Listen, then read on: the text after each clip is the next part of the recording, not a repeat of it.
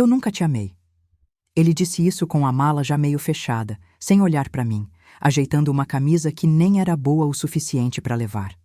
Eu não gritei. Não perguntei desde quando ele estava assim. Fiquei parada na porta do quarto, com a mão apoiada no batente, olhando aquele homem de 51 anos dobrar roupa como se estivesse arrumando mala para uma viagem de trabalho, não para sair da vida que a gente construiu, juntos, ao longo de 20 anos inteiros. O abajur do lado da cama estava aceso, jogando uma luz amarela fraca no quarto que a gente dividiu desde que compramos aquele apartamento.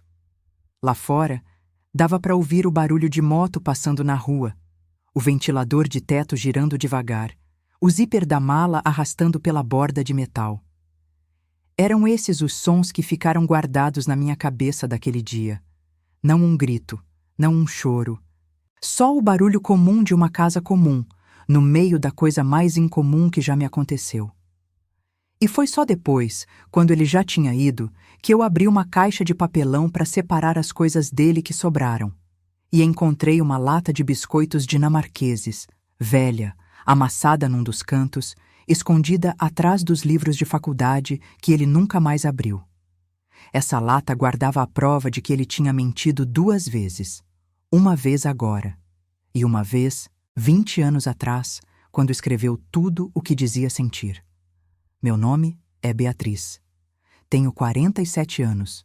Sou engenheira civil, moro em Fortaleza desde que nasci, e até hoje, mesmo trabalhando num escritório com ar-condicionado e planilha, eu ando com um lápis de carpinteiro atrás da orelha, hábito antigo que carrego desde os tempos de canteiro de obra e que nunca larguei de verdade. Meus filhos riem disso. Diziam que dava para saber quando eu estava estressada, só de ver se o lápis estava lá ou não. Não sou uma mulher fácil de aturar, isso eu sei. Sou controladora com dinheiro. Sempre fui, desde antes de saber que precisaria ser. Fico fria quando estou sob pressão. E teve época que fui curta com meus filhos só porque a obra atrasou ou porque a conta não fechou. Não vim aqui para parecer santa, nem para me vitimizar sem nenhuma responsabilidade sobre a própria parte que também tenho nessa história toda. Vim contar o que aconteceu, do jeito que aconteceu, sem esconder os cantos que não me deixam tão bonita quanto eu gostaria. Rogério e eu nos conhecemos numa festa de formatura de um primo. Ele tinha 27 anos, eu tinha 25, e ele escrevia cartas. Não mensagem, não bilhete. Carta, de próprio punho, em papel de caderno arrancado, e depois, quando começou a ganhar um pouco mais, em papel de verdade, com envelope e tudo. Eu guardei cada uma. Na época, ele trabalhava numa loja de instrumentos musicais e sonhava em ter uma banda que gravasse alguma coisa própria. Eu achava aquilo bonito, essa vontade dele de fazer alguma coisa que ficasse. Meu pai, que tinha construção no sangue e nas mãos cheias de calo, não gostava muito da ideia de artista como genro, mas gostava do jeito que Rogério me olhava quando eu falava de trabalho, sem cara de tédio, com atenção de verdade. A gente casou 2 anos depois, num cartório simples, com uma festa pequena no quintal da casa da minha mãe, com direito a churrasco e um bolo que a vizinha fez de presente. Não tínhamos dinheiro para mais que isso, e eu não sentia falta de mais que isso. Achava que o resto a gente ia construir junto, tijolo por tijolo, do jeito que eu sabia fazer. Nos primeiros anos, foi Rogério quem sugeriu abrir a poupança que a gente chamava de Conta dos Dois. Ele disse que queria aprender a guardar dinheiro do jeito que eu guardava, porque eu vinha de uma família que sabia sofrer e não gastar. E ele vinha de uma família que gastava o que tinha e mais um pouco. Eu achei bonito ele querer aprender isso comigo. Não sabia, na época, que ele estava aprendendo o caminho para, 20 anos depois, saber exatamente como esvaziar aquilo sem levantar suspeita. No começo do nosso casamento, quando ele ainda estava decidindo o que queria da vida, eu usei os R$ 42.000 que recebi de herança do meu pai para pagar a entrada do apartamento onde criamos os 2 filhos. O apartamento ficou no nome dele, porque na época o financiamento saía mais barato assim, e eu não pensei 2 vezes. Achei que fazia parte de ser casada. Trabalhei 14 anos numa construtora sem tirar férias completas uma vez sequer. Sempre meias férias, sempre parcelando meu descanso, Porque eu queria guardar dinheiro para o nosso filho mais velho e estudar fora quando chegasse a hora. E chegou. Ele foi. Paguei sozinha, durante 6 anos, os R$ 1.200 por mês do plano de saúde da minha sogra, porque Rogério dizia que não tinha como agora. E eu não questionava, porque família é assim, eu pensava. Fiz 3 pós-graduações à noite. Uma delas grávida de 8 meses da minha filha, indo de ônibus porque o carro estava na oficina e ele precisava do dele para trabalho. E durante 9 anos guardei R$ 300 por mês numa poupança que a gente chamava de conta dos dois. Era ali que ia entrando aos poucos o que sobrava do meu salário depois das contas. Ele sabia da conta. Ele tinha acesso à conta. E foi exatamente por isso que, quando eu finalmente fui checar o extrato, entendi que R$ 32.400 tinham saído de lá em transferências pequenas ao longo de 2 anos, sem uma palavra comigo. Eu engoli essa explicação sem mastigar quando ele disse que era um investimento que ainda ia se pagar. Não perguntei mais. Achei que perguntar demais era desconfiar demais, e eu não queria ser esse tipo de mulher. Tem uma coisa que ninguém te conta sobre esse tipo de sacrifício. Ele não pesa no dia em que você faz. Pesa anos depois, quando você olha para trás e percebe que fez conta de padeiro a vida inteira sem nunca cobrar juros de ninguém. Eu não guardei os R$ 42.000 da herança do meu pai pensando em recibo. Guardei o recibo por acaso, porque sou engenheira e engenheira, guarda documento de tudo, até de coisa que o coração não deixaria guardar se dependesse só dele. As meias férias dos 14 anos de construtora também não pareciam sacrifício na época, pareciam responsabilidade. Eu ficava vendo colegas de trabalho postando foto de praia em janeiro enquanto eu resolvia pendência de obra em home office e não sentia inveja. Sentia orgulho de estar construindo o futuro do meu filho, tijolo invisível por tijolo invisível. Só bem mais tarde eu fui entender que sacrifício sem parceria de volta não é sacrifício. É ausência disfarçada de amor. Teve anos bons no meio disso tudo, e eu não quero fingir que não teve, porque isso também faz parte da verdade. Quando nosso primeiro filho nasceu, Rogério passou 3 noites acordado revezando comigo, cantando desafinado para fazer o bebê dormir, e eu lembro de rir tanto daquele desafino que doía a barriga da cesárea recente. Quando eu passei no concurso para trabalhar na construtora, foi ele quem fez um bolo torto, comprado pronto e decorado por ele mesmo, com uma vela escrita "Parabéns, engenheira", em letra tremida. Eu conto isso porque quero deixar claro. Eu não casei com um monstro, nem vivi 20 anos com um vilão de novela. Vivi com um homem que, em algum momento no meio do caminho, escolheu parar de escrever cartas e começar a escrever mentiras. E essa escolha não apaga os anos bons, mas também não pode ser apagada por eles. O primeiro sinal veio antes disso tudo ficar claro para mim, só que eu escolhi não ver. Rogério começou a mudar de assunto toda vez que eu falava em fazer um planejamento financeiro para os próximos anos, para a aposentadoria, para a reforma do apartamento. Ele dizia, depois a gente conversa, e ligava a televisão, ou pegava o celular, ou lembrava de repente que precisava ligar para alguém. Eu notei, e deixei passar. Teve uma noite específica, um domingo, em que eu tinha até feito uma planilha. Força do hábito, força da profissão, com as contas dos próximos 5 anos, financiamento, reforma da cozinha, viagem que a gente vinha adiando desde que os filhos eram pequenos. Coloquei na frente dele com um certo orgulho bobo, tipo quem mostra um projeto pronto. Ele olhou por talvez 8 segundos, disse, "Tá ótimo, depois a gente senta e vê com calma." E nunca mais tocou no assunto. A planilha ficou salva numa pasta que eu abria sozinha de vez em quando, só para atualizar os números, como quem reza um terço que ninguém mais reza junto. Eu não sabia naquela noite que enquanto eu projetava o futuro dos dois em planilha, ele já vinha, havia meses, desviando pequenas quantias para um projeto que só existia para ele. O segundo sinal foi mais difícil de ignorar, mas eu ainda consegui. Ele começou a ter reuniões de trabalho que terminavam cada vez mais tarde. Eu não desconfiei de outra mulher. Eu conhecia Rogério o suficiente para saber que aquilo não era do feitio dele.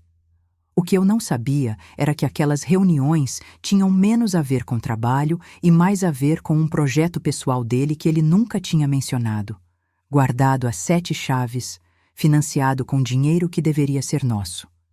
Um extrato bancário que caiu na minha mão por acaso, num envelope que ele esqueceu de rasgar. Mostrava saques que eu não sabia explicar. Eram valores pequenos, sempre abaixo de R$ 2.000, sempre em dias diferentes, sempre em caixas eletrônicos de bairros que a gente não frequentava. Perguntei, direto, na hora do jantar, com o papel em cima da mesa entre os pratos. Ele pegou o extrato, olhou por menos tempo do que devia para realmente ler os valores e disse que era coisa da empresa, adiantamento, reembolso depois, chato de explicar. Fez uma cara de cansaço, como se eu estivesse pedindo demais dele só por perguntar. Eu engoli essa explicação sem mastigar de novo, guardando o papel numa gaveta que meses depois eu nem lembrava mais onde tinha colocado. Só reencontrei quando já estava com a lata de biscoitos aberta no colo, juntando as peças que antes eu tinha deixado soltas de propósito. O terceiro sinal eu só entendi de verdade quando já era tarde demais para fingir que não tinha visto. Fui buscar minha filha na casa de uma amiga, e a mãe dela, sem perceber o que estava fazendo, comentou que tinha visto Rogério desabafando com o marido dela numa confraternização, dizendo que casamento é uma prisão disfarçada de conquista e que ele não sabia mais o que fazia ali. Eu sorri, agradeci, entrei no carro e chorei baixinho até chegar em casa. Baixinho porque minha filha estava no banco de trás. Baixinho porque chorar alto na minha cabeça era admitir que aquilo era verdade. Foi naquela noite, depois de colocar minha filha para dormir, que eu abri de novo aquela planilha antiga, a dos 5 anos de planejamento que ele nunca quis olhar direito. E reparei numa coisa que meses antes eu tinha deixado passar batido. Os depósitos mensais na conta dos dois tinham parado de crescer do jeito que deveriam, mesmo com os aumentos que eu recebi naquele período. Alguma coisa estava drenando aquele dinheiro, devagar, do mesmo jeito devagar que ele vinha fazendo a mala, semanas depois, para sair de casa. Eu fechei o notebook sem tirar nenhuma conclusão naquela noite. Mas guardei aquele detalhe num canto da cabeça que não esquece nada. O mesmo canto que, meses depois, ia me ajudar a montar o quebra-cabeça inteiro. Se você chegou até aqui e ainda não é inscrita neste canal, o botão de inscrição está bem aqui embaixo. Tem muito mais histórias como a minha esperando por você. Mulheres que passaram pelo que eu passei e que também encontraram um jeito de voltar para si mesmas. Aperta o botão agora e volta para a história comigo, porque o que vem a seguir muda tudo. Durante meses depois disso, eu passei a observar Rogério com uma atenção que eu nunca tinha permitido a mim mesma antes. Não era desconfiança de traição amorosa. Isso eu só fui entender bem mais tarde que também existia, de um jeito mais silencioso, mais covarde. Era desconfiança de alguma coisa que eu não sabia nomear. Ele começou a chegar em casa com um humor estranho, entre irritado e ausente. Passava horas no computador do escritório de casa com a porta fechada, coisa que nunca fazia antes. Quando eu perguntava o que era, ele dizia: projeto novo, coisa chata de imposto, nada que te interesse. Eu tinha um lápis de carpinteiro atrás da orelha e 20 anos de experiência em não fazer perguntas demais. Isso não é orgulho que eu sinto. É uma cicatriz que eu carrego. Foi nesse período que liguei para minha amiga Denise, que conheço desde a faculdade, e contei, meio encabulada, que achava que tinha alguma coisa errada com Rogério, sem saber explicar bem o quê. Denise não tentou resolver o problema por mim. Só perguntou: Beatriz, há quanto tempo você não faz uma pergunta difícil para ele e espera a resposta até o fim, sem aceitar ele mudar de assunto? Eu não soube responder na hora. Fiquei pensando nisso por dias. Da próxima vez que tentei falar sobre dinheiro com ele, prestei atenção diferente. Contei quantas vezes ele desviava o assunto numa conversa de 20 minutos. Foram 4 vezes. 4 vezes num assunto que devia durar 5 minutos e resolver o problema. Foi aí que a pergunta da Denise fez sentido de um jeito que doeu. Teve uma tarde de sábado em que eu entrei no escritório sem bater. Coisa normal, era a minha casa também, e ele fechou a tela do notebook rápido demais para ser coincidência. Disse que era boleto chato. Riu sem graça. Mudou de assunto perguntando se eu já tinha decidido o que fazer pro almoço de domingo. Eu decidi o almoço. Não decidi perguntar de novo sobre a tela. Minha mãe, que morreu 3 anos antes disso tudo, tinha um ditado que ela repetia sempre que eu contava alguma coisa estranha do meu casamento. Filha, o que os olhos não veem, o bolso sente. Eu ri dela na época, não ri depois. Foi mais ou menos nesse período que Rogério começou a evitar sair com os amigos que a gente tinha em comum há mais tempo. Os que perguntavam demais, os que percebiam quando alguma coisa estava errada num casal.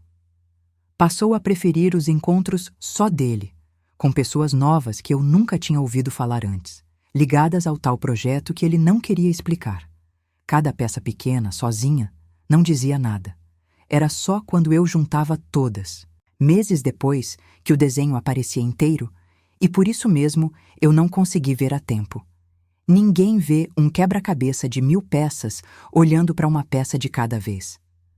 A separação, quando veio, não veio de uma vez. Veio em pedaços, como quase tudo na nossa vida veio. Primeiro foram as noites dormindo em quartos diferentes, porque ele estava trabalhando até tarde e não queria me acordar.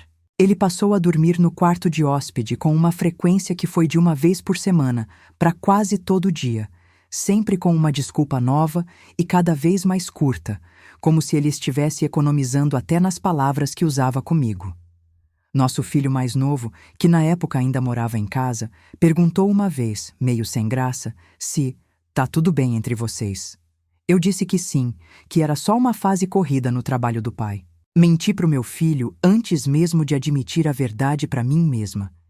Isso é uma coisa que ainda me incomoda quando eu lembro. Depois foi ele dizendo, num domingo qualquer, tomando café devagar como se estivesse falando do tempo, que a gente precisava conversar sobre separar as coisas só para clarear. Nada demais. Nada demais. 22 anos de casamento, 2 filhos, um apartamento que eu ajudei a pagar com a herança do meu pai, resumidos em nada demais.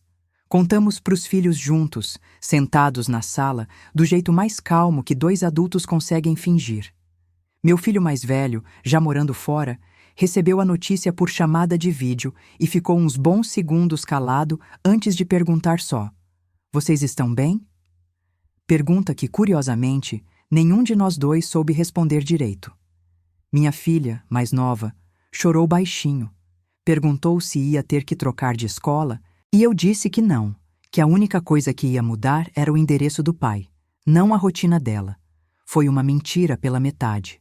Muita coisa mudou depois. Mas era a mentira que ela precisava ouvir naquele momento para dormir tranquila. Foi nesse domingo que ele começou a fazer a mala. Devagar, ao longo de 2 semanas, um pouco a cada dia, como quem não quer que ninguém perceba o tamanho da decisão. E foi no último dia, com a mala já quase pronta, que ele disse a frase que eu não vou esquecer. "Eu nunca te amei." Eu fiquei parada. A mão direita ficou fria. E eu levei ela até o colo, como se precisasse aquecer alguma coisa que não era só a mão. Não gritei. Não perguntei, então por que ficou? Não implorei. Fechei a porta do quarto devagar e fui dobrar uma pilha de roupas dele que ainda estava em cima da cama, empilhando cada peça com um cuidado que ele, naquele momento, não merecia, mas que eu precisava ter, porque era assim que eu conseguia continuar em pé. Quem estava assistindo essa cena de fora provavelmente esperava um grito, um choro, um "como você pôde?" Eu sei que era isso que se esperava, porque era isso que eu também esperava de mim mesma.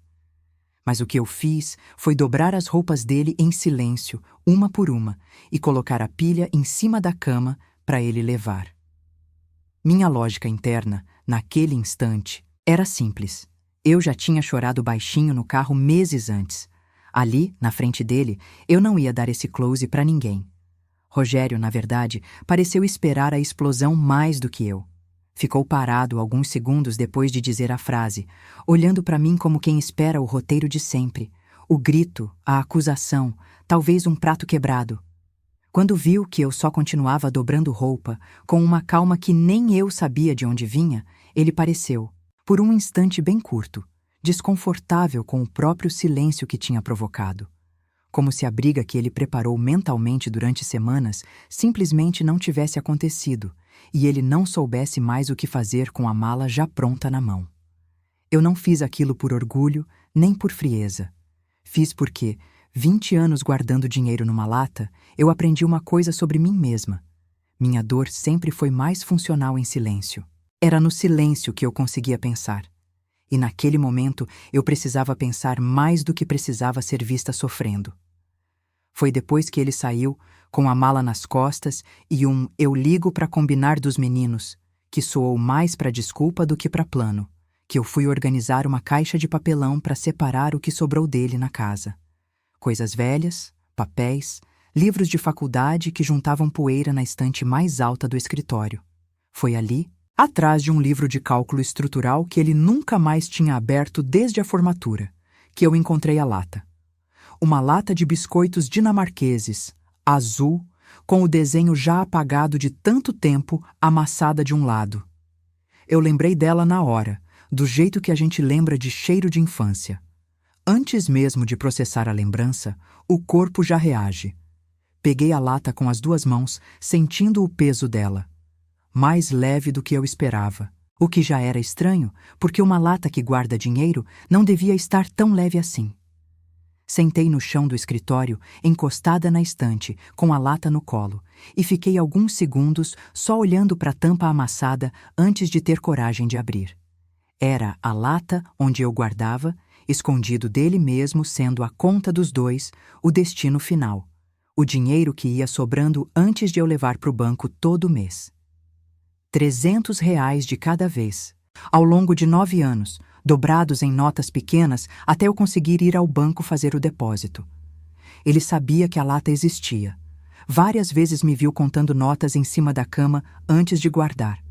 O que eu não sabia era que ele tinha mexido nela e no que ela guardava agora.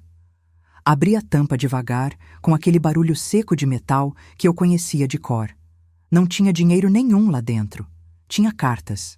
23 cartas, escritas à mão, com a letra dele de 20 anos atrás, quando ainda tinha aquele jeito de inclinar as letras para frente, que foi mudando com o tempo, ficando mais reto, mais seco, como se a própria letra tivesse desistido de alguma coisa.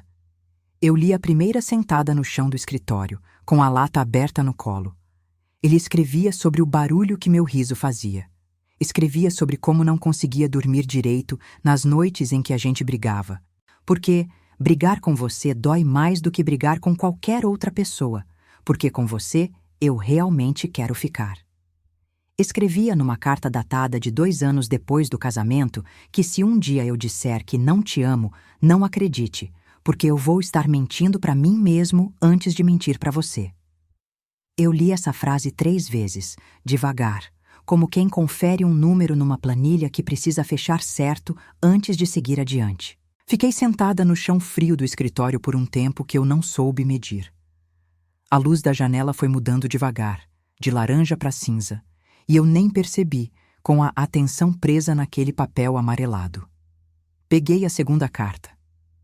Era de quando eu estava grávida do nosso primeiro filho, e ele escrevia sobre o medo de ser pai, mas também sobre uma certeza que ele dizia carregar mais forte que qualquer medo.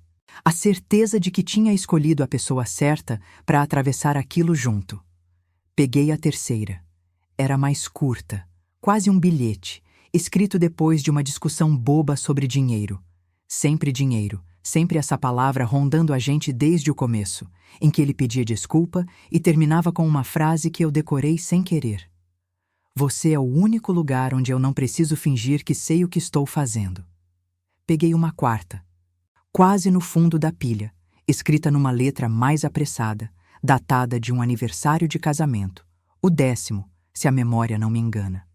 Ele escrevia sobre um plano de viagem que a gente nunca fez, para Fernando de Noronha, quando as contas apertarem menos, e terminava dizendo que não importa quantos aniversários a gente ainda vá comemorar, o que importa é que eu escolho você de novo em cada um deles.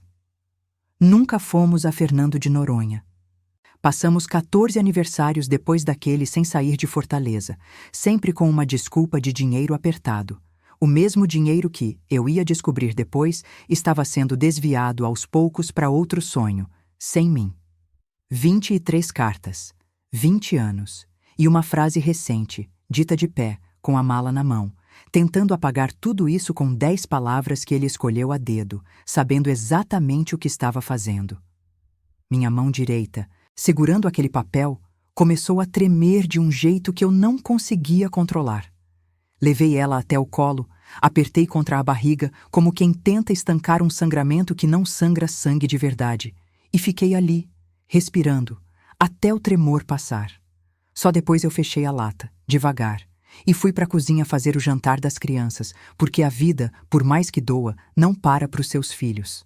Foi então que eu entendi o tamanho da mentira mais recente. Não porque as cartas provassem que ele ainda me amava agora. 20 anos são 20 anos. As pessoas mudam. O amor pode mesmo morrer no caminho. Mas porque a frase que ele tinha dito com a mala na mão, "Eu nunca te amei", apagava não só o presente, apagava o passado inteiro, como se 20 anos de vida real pudessem ser reescritos por uma frase de 10 segundos. E isso, mais do que a traição financeira, mais do que o dinheiro sumido, foi o que doeu de um jeito que eu não sabia nomear direito. Ele não estava só saindo. Ele estava tentando apagar as provas de que um dia tinha existido alguma coisa verdadeira entre a gente. Só que ele esqueceu que quem guarda as provas, no fim, sou eu. No fundo da lata, embaixo das cartas, tinha um envelope pardo, dobrado, com extratos bancários impressos. Foi ali que eu entendi para onde tinham ido os R$ 32.400 da nossa poupança. Não era um investimento que ainda ia se pagar. Era o financiamento de um estúdio de gravação que ele vinha montando havia 2 anos, escondido, para um projeto de música que ele sempre disse que tinha deixado no passado, quando a gente se casou. Ele não tinha me traído com outra mulher. Ele tinha me traído com uma versão antiga dele mesmo, financiada com o dinheiro que eu ajudei a construir, sem nunca me contar, sem nunca me convidar para fazer parte. Fui atrás do endereço que aparecia num dos extratos, um bairro do outro lado da cidade que eu nunca tinha motivo para visitar. Não fui para fazer cena. Fui porque precisava ver com os próprios olhos se aquilo era real ou se eu estava, de alguma forma, montando uma história maior do que a verdade merecia. Era um galpão pequeno, alugado, com isolamento acústico nas paredes por fora, daquele jeito que se vê em estúdio caseiro. Fiquei no carro do outro lado da rua por uns 20 minutos, sem descer. Vi Rogério sair de lá com um rapaz bem mais novo, os dois rindo de alguma coisa, carregando um teclado musical para dentro de uma van. Ele parecia mais leve ali do que tinha parecido em casa nos últimos 2 anos inteiros. Aquilo doeu de um jeito diferente da traição financeira. Mais fundo, mais difícil de nomear. Ele tinha guardado alegria para fora de casa, enquanto dentro de casa sobrava só o cansaço. Fiquei pensando nos dias seguintes em quantas vezes eu tinha aceitado esse cansaço dele como verdade absoluta, sem questionar, sem propor terapia de casal, sem sequer sugerir que a gente tentasse reacender alguma coisa. Parte de mim se perguntava se, tendo insistido mais cedo, o desfecho seria diferente. Mas outra parte, mais lúcida, sabia que não dá para reacender sozinha um fogo que o outro já decidiu, em segredo, deixar apagar. Eu voltei para o carro, liguei e fui buscar minha filha na escola, no horário certo, com o rosto lavado e a voz normal. Ela nunca soube, naquele dia, o tamanho do que a mãe dela tinha acabado de descobrir. No caminho, parada num sinal fechado, eu me peguei, pensando numa coisa estranha. Eu não sentia vontade de destruir aquele estúdio, nem de aparecer lá gritando, nem de expor Rogério para os amigos em comum. Sentia, principalmente, uma tristeza funda por todos os domingos em que ele disse que estava cansado demais para sair, que não tinha ânimo, que preferia ficar em casa vendo televisão, enquanto guardava, em outro endereço, uma energia inteira que nunca dividiu comigo. Nas semanas seguintes, cada vez que eu via aquela lata na estante, sentia o estômago apertar do mesmo jeito que tinha apertado no dia em que li a primeira carta. Não era mais surpresa. Era a confirmação, repetida, de que a pessoa que eu escolhi para atravessar a vida tinha decidido, sozinho, reescrever uma versão onde eu nunca tinha existido de verdade para ele. Mas foi justamente revisitando essa dor, repetidas vezes, que eu comecei a separar duas coisas que antes estavam misturadas na minha cabeça. Uma coisa era o amor que ele sentiu ou disse sentir há 20 anos. Isso as cartas provavam. Isso ninguém podia apagar. Outra coisa, bem diferente, era o homem que ele tinha decidido ser agora, disposto a mentir sobre o próprio passado só para facilitar a própria saída. Eu não precisava mais da aprovação dele sobre o que aconteceu entre a gente. As cartas já tinham me dado isso. Eu passei os dias seguintes numa espécie de piloto automático organizado. Fui trabalhar. Resolvi a papelada do divórcio com uma advogada que uma amiga indicou. Continuei levando meus filhos para a escola, mesmo o mais novo já sendo grande o suficiente para ir sozinho, porque eu precisava daquele trajeto de carro em silêncio para respirar. Foi numa quarta-feira, no escritório, no meio de uma reunião chata sobre cronograma de obra, que Priscila, minha assistente há 4 anos, entrou na minha sala sem bater, colocou um café do jeito que eu gosto em cima da minha mesa, puxou a cadeira do outro lado e sentou. Ela não perguntou nada. Não falou, eu soube do que aconteceu. Não me deu conselho, não me disse, você vai ficar bem. Não fez discurso nenhum. Só ficou ali, tomando o café dela em silêncio. Olhando pela janela comigo por uns 10 minutos, até o telefone dela tocar e ela ter que voltar para o trabalho. Antes de sair, ela só disse uma frase, baixinho, sem me olhar direito, como quem não quer dar peso demais. Eu tô aqui, viu? E saiu. Fiquei pensando, depois que ela fechou a porta, em quantas vezes eu tinha feito exatamente isso por outras pessoas ao longo da vida. Aparecido, ficado em silêncio, oferecido presença sem cobrar explicação, sem nunca ter recebido isso de volta do meu próprio marido. Rogério, em 20 anos, nunca tinha simplesmente se sentado do meu lado num dia ruim, sem tentar resolver o problema, sem dar conselho, sem transformar minha dor numa lista de providências práticas. Ele resolvia. Priscila só ficava. E foi só ali, naquele gesto pequeno de uma pessoa que não era nem da minha família, que eu entendi a diferença entre alguém que te ama de verdade e alguém que só administra você. Foi o gesto mais gentil que alguém teve comigo naquele mês inteiro. Não foi um discurso. Não foi um "você merece coisa melhor", repetido igual a todo mundo repete. Foi um café no horário certo e 10 minutos de silêncio dividido. Às vezes é só disso que a gente precisa para continuar o dia. Eu nunca contei para Priscila os detalhes do que encontrei na lata. Ela nunca perguntou. E, de um jeito estranho, isso também foi um alívio. Ter alguém por perto que sabia que eu estava mal, sem precisar saber exatamente o porquê. Antes de continuar, se essa história está tocando alguma coisa em você, compartilha com uma amiga que também precisa ouvir isso hoje. Às vezes, a gente só precisa saber que não é a única passando por um recomeço difícil. O que veio depois foi trabalho. Trabalho de verdade, do tipo que ninguém filma para a rede social. Peguei os documentos do apartamento e descobri com a advogada que, como eu tinha comprovante da entrada, paga com a herança do meu pai. Guardei o recibo do banco por 20 anos, sem nem saber bem por quê. Eu tinha direito a uma parte muito maior do imóvel do que Rogério esperava. Ele achou que estava tudo no nome dele. Significava que estava tudo resolvido. Não estava. A advogada, uma mulher de voz calma chamada Fabíola, indicada por uma colega de trabalho, olhou os papéis que eu levei numa pasta organizada por data. Deformação profissional, ela riu. E disse uma frase que eu guardei. Dona Beatriz, a senhora não veio aqui atrás de dinheiro, veio atrás do que já era seu. Aquilo me acalmou de um jeito que eu não esperava. Fiz as contas dos R$ 32.400 que saíram da nossa poupança sem meu conhecimento e entrei com um pedido para que isso fosse considerado na partilha, como um valor retirado de um bem comum sem autorização.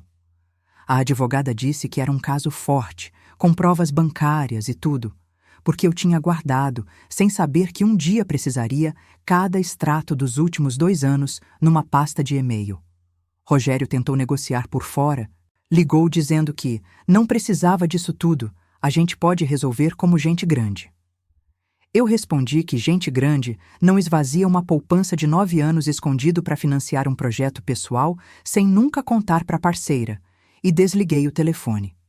No dia da audiência final, cheguei ao fórum 20 minutos adiantada, sentei num banco do corredor e fiquei olhando o movimento de gente entrando e saindo de outras salas, cada uma carregando a própria história de separação, a própria versão de "eu nunca te amei", dita de um jeito diferente. Fabiola sentou do meu lado, revisou os papéis pela última vez e disse só: "A senhora já ganhou o mais difícil, que foi continuar de pé até aqui. O resto é papel." Aquilo me acalmou mais do que qualquer estratégia jurídica. A audiência de conciliação foi tensa. Rogério chegou com um advogado jovem, de terno mal ajustado, que tentou argumentar que o dinheiro tinha sido usado em benefício futuro do casal, já que a música sempre foi um sonho compartilhado do casamento. Fabiola simplesmente colocou na mesa uma das cartas. Não as íntimas, guardei essa só para mim, mas um contrato de aluguel do galpão, assinado só por ele, com o endereço que eu nunca tinha pisado até aquele dia de espionagem sem querer. O argumento caiu sozinho. Nesse mesmo período, sem eu pedir, formou-se ao meu redor uma rede que eu nunca tinha percebido que existia. Denise ligava toda sexta-feira só para saber como foi a semana sem julgamento. Priscila continuava trazendo café nos dias mais tensos, sem nunca perguntar demais. Minha vizinha do apartamento novo, Dona Marlene, aposentada, passou a deixar um prato de comida na minha porta sempre que fazia almoço demais, mesmo eu nunca tendo pedido nada. Foram essas pequenas presenças, somadas, que me sustentaram mais do que qualquer discurso motivacional teria sustentado. Nenhuma delas resolveu o processo por mim. Nenhuma delas escreveu petição ou fez perícia contábil.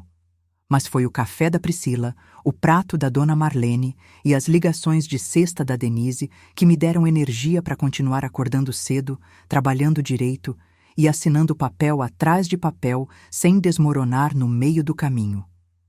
Levou quase 1 ano inteiro, entre audiências, perícia contábil e um relatório bancário de 38 páginas que Fabiola mandou fazer, para que tudo fosse decidido.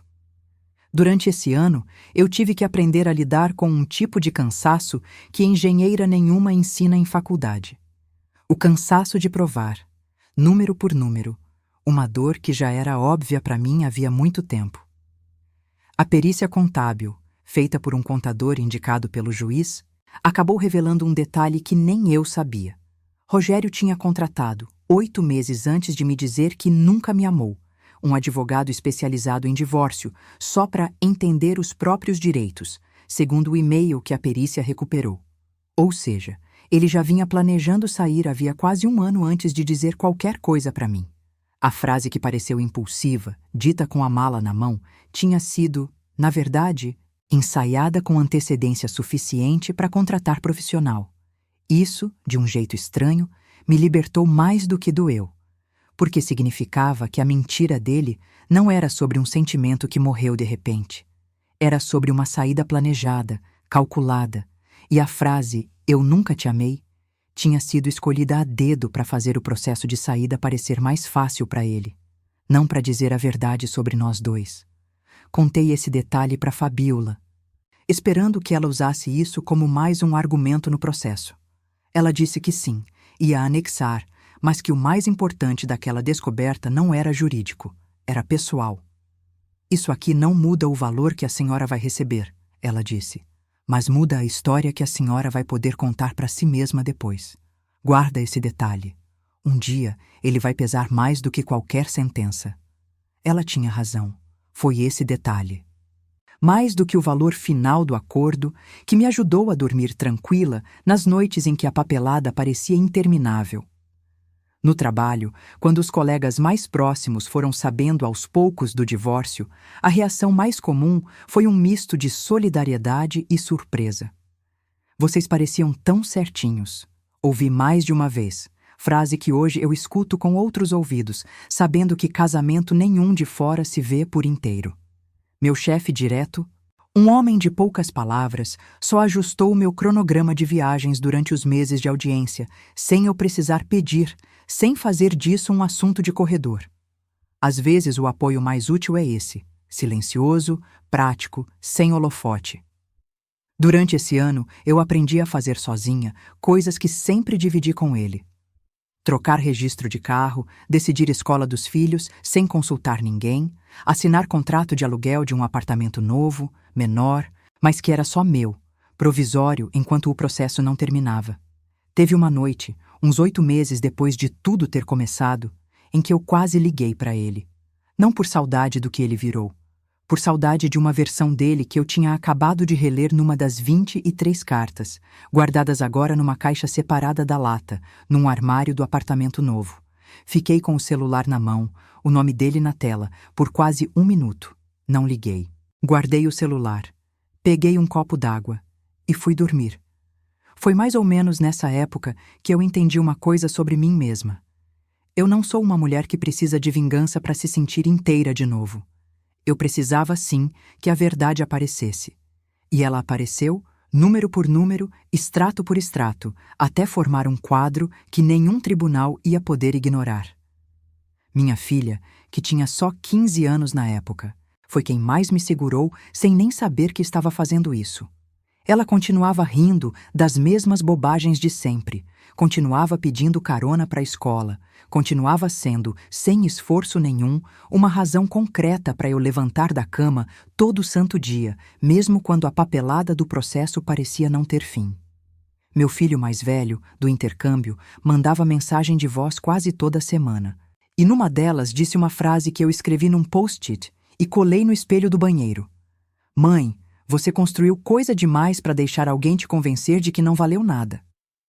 Foi durante esse período, meio sem querer, que eu mesma comecei a mexer num teclado musical velho que ficou esquecido lá em casa, comprado por Rogério anos atrás e nunca mais tocado depois que a vida adulta tomou conta da rotina dele.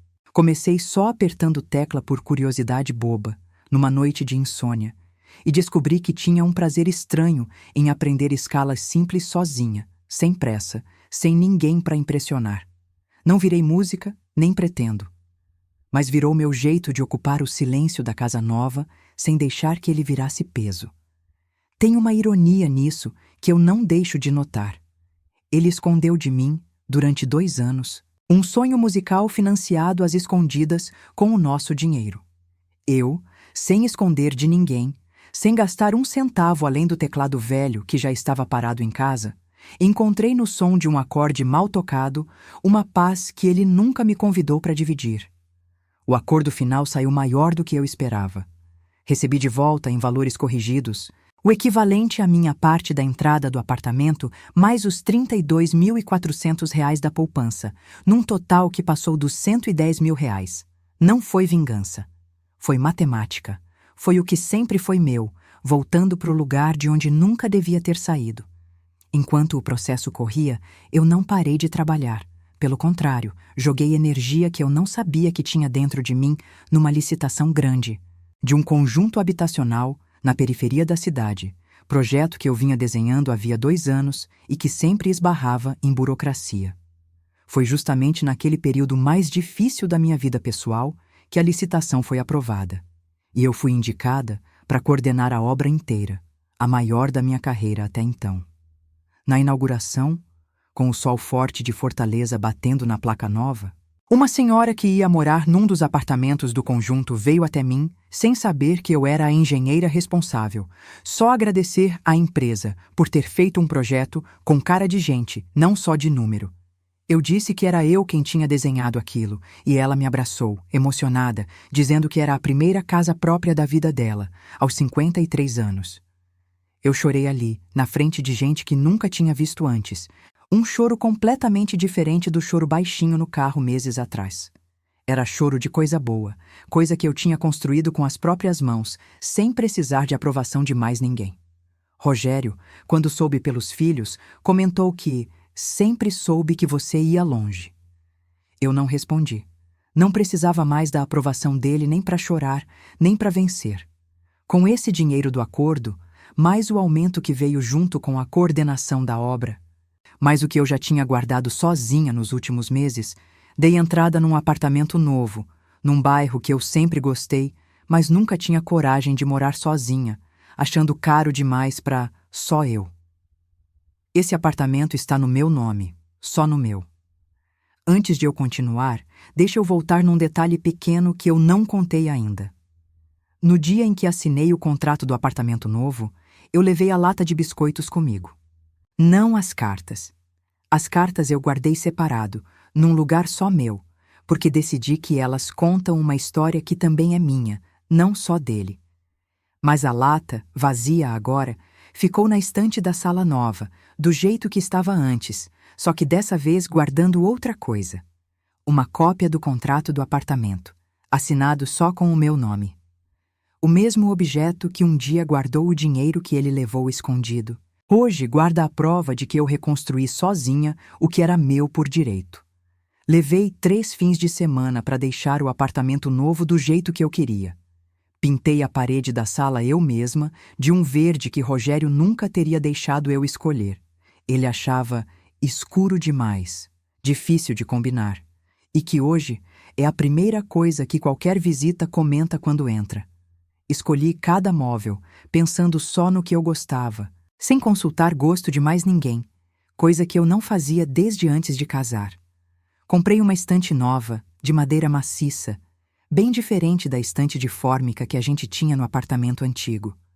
Foi a primeira coisa grande que comprei sozinha, com dinheiro que era só meu, sem pedir opinião de ninguém sobre cor, formato ou preço. Lembro de ficar um bom tempo na loja, indecisa entre 2 modelos, rindo sozinha de mim mesma por levar tanto tempo numa decisão tão pequena. Décadas decidindo junto com outra pessoa deixam essa marca. O corpo esquece como é decidir sozinho até precisar treinar de novo. Minha filha ajudou a montar a estante da sala, e foi ela quem sugeriu deixar a lata bem no meio, porque essa lata tem história, mãe, não pode ficar escondida. Eu concordei. Deixei ali, visível, sem vergonha do que ela guardou um dia. Meu filho mais velho voltou de intercâmbio para o Natal, e foi ele quem, sem eu pedir, trouxe uma moldura pequena e colocou em cima da estante, do lado da lata, com uma foto nossa, só eu e os 2 filhos, tirada na cozinha do apartamento novo. "Ficou faltando isso aqui, mãe", ele disse rindo, "porque essa casa também é história." Naquele mesmo Natal, sentados os 3 à mesa, sem o lugar vazio doer do jeito que doía nos primeiros meses, minha filha comentou quase de passagem que preferia esse Natal mais quieto ao Natal de anos anteriores, porque antes sempre tinha uma tensão esquisita entre vocês 2 que eu não sabia explicar, e agora não tem mais. Eu não soube o que responder na hora. Só levantei, fui até a cozinha, servi mais um pouco de suco para ela e voltei para a mesa com um sorriso que não precisou ser forçado. Rogério ligou algumas vezes depois que tudo terminou. Da primeira vez, disse que sentia falta de como a gente conversava. Da segunda, perguntou se eu não achava que a gente merecia uma segunda chance. Contou que o projeto de música não tinha dado em nada, que o rapaz mais novo tinha desistido de gravar, que o galpão já não era mais alugado por ele. Falou tudo isso num tom que parecia esperar que eu sentisse pena. Eu não devolvi raiva nenhuma. Não devolvi pena também. Só disse que a vida que eu construí depois dele não tem mais espaço reservado para ele, e que isso não é sobre mágoa, é sobre onde eu escolhi colocar meu tempo agora. Ele ficou em silêncio do outro lado da linha por um tempo longo o suficiente para eu perceber que aquilo doeu nele de um jeito que eu nunca te amei, nunca doeu em mim, porque a mentira dele durou uma frase. A verdade que eu construí depois durou uma vida inteira reconstruída. Numa terceira ligação, Ele perguntou, baixinho, se eu tinha lido as cartas. Eu disse que sim. Ele ficou em silêncio de novo e depois só disse: então você sabe que não foi mentira, pelo menos não naquela época. Eu respondi que sim, que eu sei. E que era exatamente por isso que a frase que ele disse com a mala na mão doeu tanto. Porque ele sabia melhor que ninguém que estava mentindo 2 vezes, não uma. Ele não ligou mais depois disso. Minha sogra, aquela cujo plano de saúde eu paguei sozinha durante 6 anos, me ligou meses depois pedindo um favor. Precisava de uma indicação de médico, porque tinha ficado sem convênio depois que Rogério parou de contribuir com a parte dele. Falou num tom baixinho, quase sem graça, ela que nunca foi de pedir nada com jeito. Eu indiquei o médico. Não guardei rancor. Rancor cansa demais para quem já gastou tanta energia reconstruindo a própria vida. Mas também não ofereci pagar nada de novo, nem me propus a resolver o resto da burocracia como fazia antes, por hábito, por medo de parecer nora ruim. Ela agradeceu, sem jeito, e desligou. Alguns ciclos a gente só precisa deixar terminarem, sem drama, sem discurso, só deixando de alimentar o que já não é mais função nossa alimentar. Hoje, num sábado de manhã, eu tomo café devagar na cozinha do apartamento novo, com a janela aberta, ouvindo minha filha rir de alguma coisa boba no celular na sala ao lado. O lápis de carpinteiro ainda fica atrás da minha orelha, mesmo em casa, porque virou parte de quem eu sou, não só de onde eu trabalho. A obra do conjunto habitacional que eu coordenei foi entregue há 2 meses, dentro do prazo, com o meu nome na placa de inauguração, ao lado do nome da construtora. Meu pai, se estivesse vivo, teria ido com aquele boné velho de sempre só para tirar foto do lado da placa. Fez falta ele não estar lá.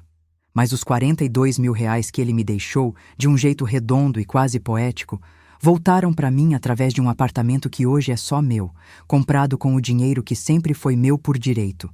Denise foi na inauguração, claro, e chorou mais que eu na hora do discurso, dizendo depois que nem imaginava quando você me ligou naquela vez perguntando sobre o Rogério que a gente ia parar aqui. Eu também não imaginava, mas foi exatamente aquela pergunta dela sobre há quanto tempo eu não esperava uma resposta até o fim que plantou a primeira semente de tudo que veio depois. Os R$32.400 que sumiram da poupança viraram, na sentença, um número escrito e assinado que devolveu não só o valor, mas o reconhecimento de que aquilo nunca devia ter saído dali sem uma palavra minha. As 3 pós-graduações que eu fiz à noite, uma delas grávida, hoje sustentam meu currículo numa obra que vai ficar de pé por décadas, com ou sem Rogério para ver. Passei 20 anos guardando dinheiro numa lata, pensando que estava construindo alguma coisa dos 2. Hoje eu entendo que estava, sem saber, treinando para construir alguma coisa só minha, no dia em que precisasse, e precisei, e construí. Nos dias mais corridos, ainda sinto o peso de 20 anos que não voltam, mas dói de um jeito diferente agora. Dói do jeito que dói uma cicatriz, não do jeito que dói um corte aberto. E cicatriz, eu aprendi, é prova de que o corpo soube se cuidar sozinho quando precisou. Guardo as 23 cartas ainda, numa caixa separada, no fundo do meu guarda-roupa. De vez em quando, bem de vez em quando, eu releio uma ou outra, não para sofrer, mas para lembrar que amor de verdade existiu ali, mesmo que a pessoa que eu amei tenha decidido, no fim, ser covarde demais para terminar as coisas com a mesma verdade com que começou. Isso não anula o que eu vivi, só prova que quem escreveu aquelas cartas, há 20 anos, também merecia ter tido a coragem de dizer a verdade agora, em vez de escolher a mentira mais fácil. Às vezes penso em como seria diferente se, no dia da mala, ele tivesse dito outra coisa. Se tivesse dito, eu não sei mais o que sinto, em vez de, eu nunca te amei. A primeira frase é humana, é confusa. É o tipo de coisa que qualquer casamento longo pode enfrentar depois de 20 anos. A segunda frase foi uma escolha cruel, calculada, feita para apagar não só o presente, mas o passado inteiro de uma pessoa que dedicou boa parte da vida adulta a construir alguma coisa ao lado dele. ele escolheu a crueldade quando tinha a opção da verdade confusa e humana. Isso, no fim, diz mais sobre quem ele se tornou do que sobre quem eu fui. Minha filha me pergunta às vezes se eu tenho raiva dele. Eu digo que não, não mais. Tenho clareza, que é bem diferente. Raiva cansa. Clareza organiza. E eu, com o lápis atrás da orelha e uma lata vazia virada porta-documentos em cima da estante, aprendi a organizar minha vida de um jeito que nenhuma mentira vai conseguir bagunçar de novo. Aprendi, sobretudo, que reconstruir não é um evento único e dramático. É um hábito, repetido dia após dia, até que um dia ele deixa de ser esforço e vira simplesmente quem você é. Esse sábado, como quase todos agora, começa devagar. O café coa devagar também, do jeito que eu gosto, sem pressa nenhuma para sair de casa, sem ninguém para agradar além de mim mesma e dos meus filhos quando estão por perto. Às vezes, toco umas escalas erradas no teclado velho antes do almoço, só pelo prazer de errar sem ninguém corrigindo.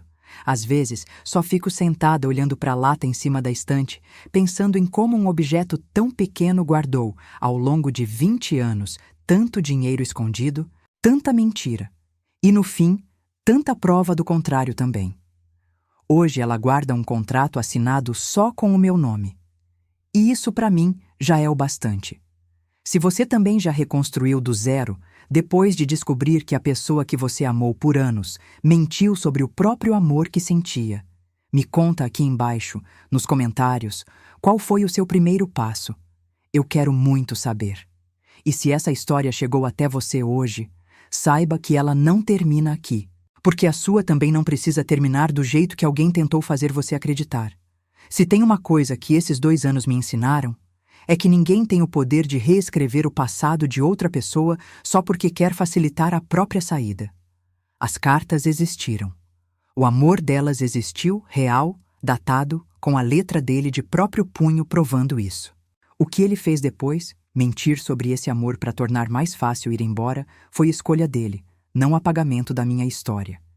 E eu escolhi guardar as 2 verdades ao mesmo tempo, que fomos felizes, de verdade, por muitos anos, e que ele, no fim, escolheu ser covarde.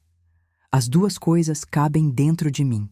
Só uma delas define quem eu sou hoje, e essa sou eu quem escolhe. Hoje, quando alguém me pergunta como eu consegui sair de 20 anos de casamento e reconstruir tudo sozinha, num apartamento novo, com uma carreira em ascensão e os filhos bem, eu não tenho uma resposta bonita e curta pronta para dar. A resposta verdadeira é feita de centenas de decisões pequenas, tomadas uma de cada vez, ao longo de meses de cansaço e papelada e noites sem dormir direito.